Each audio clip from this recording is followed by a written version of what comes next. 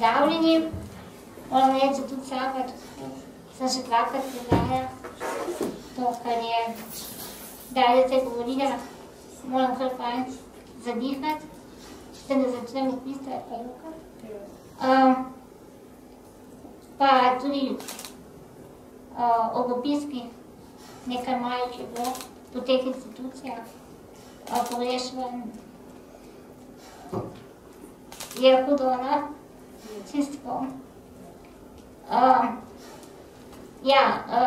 Ne se zanimajo osebe od 14 do 65 let in smo se osredotočili na posebne socialno-varstvene zavode, vse domove za starejše občane, vse centre ali zavode za usposabljanje varstva in delo, vse varstveno-delovne centre, tako tiste s koncesijo kot državne, predvsem glede namestitev, ker vemo, da varstveno-delovne centre so tudi samo v dnevnem varstvu. In potem so še ena skupina, se pravi domovi za ostarele in tako imenovani kombinirani socialno-varstveni zavodi, ki jih je tudi 8. Naj povem, da smo imeli zelo velike težave pridobiti čistoslovne informacije. Jaz sem mislila, da bo to preprosto, kajti namreč vkrati smo zakon o mediji, spletni mediji, zamisli.si je uporabil to zakonsko možnost glede pridobivanja javnih informacij, ki je sicer od običajnega postopka bistveno krajši in daje instituciji 7 dni pravico, da odgovori. Ker drugače mislim, da iskreno povedano, ne vem, kaj bi uspeli nabrati, zelo malo ali pa nič. Se pravi, da je bil problem neodzivnosti vseh teh institucij, ki bi po defaultu, če tako rečem, bila dolžna dajati te podatke. Potem smo prijavili MOL Ljubljana in tako naprej. Potem so pogruntali, da nas mogoče lahko prinašajo okoli s tem, da odgovorijo tako, da nam pošljajo svoja poročila, ki pa seveda so pač vsako drugačno, ni nekaj notnih standardov in seveda tam dostikrat ne znaš ali pa ne moreš razbrati podatkov, ki te zanimajo. Tako da jaz bi na tem mestu rekla, da se zelo zahvaljujem Inštitutu Pooblaščenke, ker so res dnevno pač prijemali moje prijave in se tudi odzivali, potem počasi so nekateri dojemali, da ne morejo več se izogibati. Tudi ob naših obiskih na terenu si videl v gledalcih, kaj ne rečem, ne strah, ampak eno tako napeto živčnost, vse je prijazno, ampak je bilo vedno v znaku taka sumničavost. Jaz se tudi bojim, iskreno, kaj tisto, kar smo videli nekje, da bi imel to vpliv na stanovalce, če smo mogoče bili, ki je nekaj malo preveč suvereni, da tudi stanovalci nam potem dajo vedeti, da imajo take pa drugačne posledice in nas prosijo, da bomo raje pazljivi. Seveda v raziskavi smo zbirali preko vprašalnikov, anket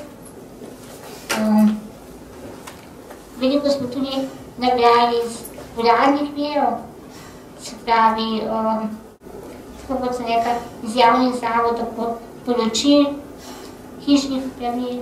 Imeli smo različne vprašalnike za DDC-je, za DSO-je, za CUTV-je, spet druge.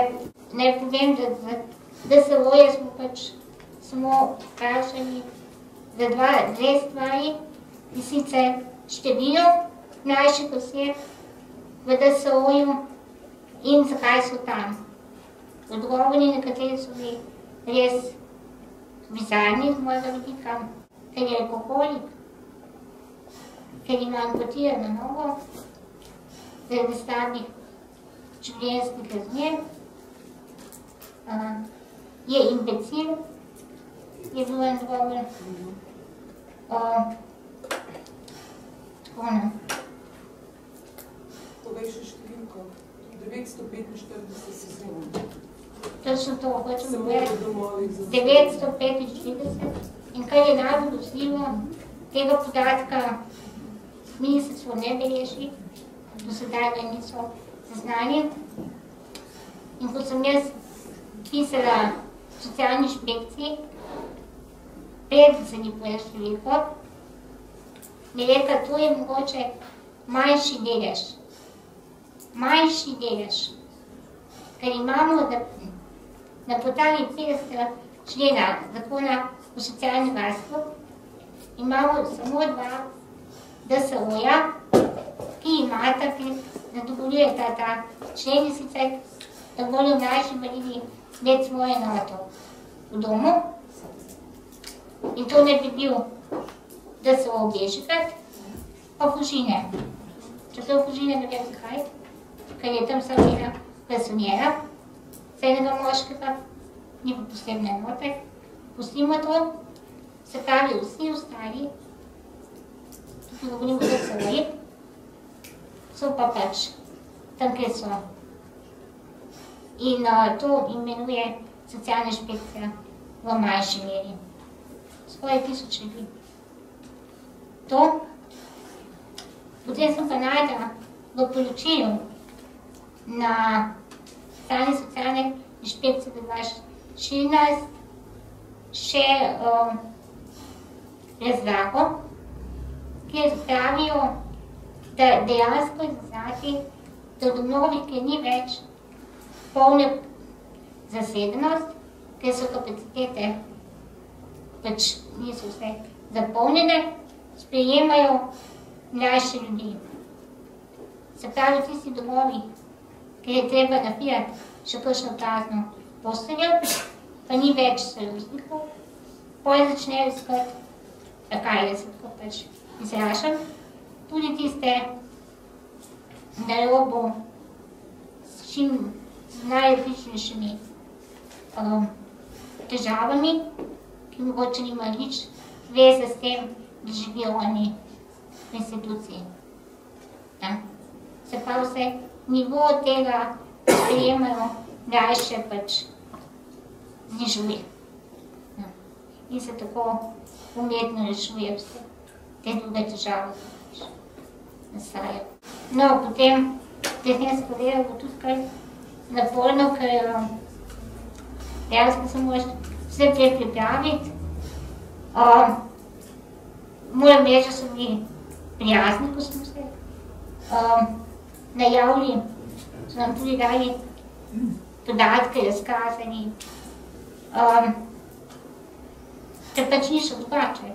V nekaterih nismo dobili odgovore, smo enostavno šli tam pogledati.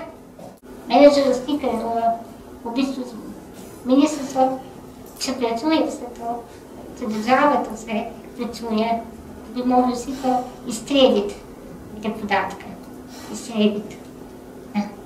Ne pa, da zdaj to mi raziskujemo in dobesedno seberemo detektive, da v bistvu izluščemo take elementarne stvari, ki je država financira. Samo pomeni, po mojem mnenju, pač na škodo ljudi. Imamo konvencijo, konvencija to preprečuje, se prepoveduje.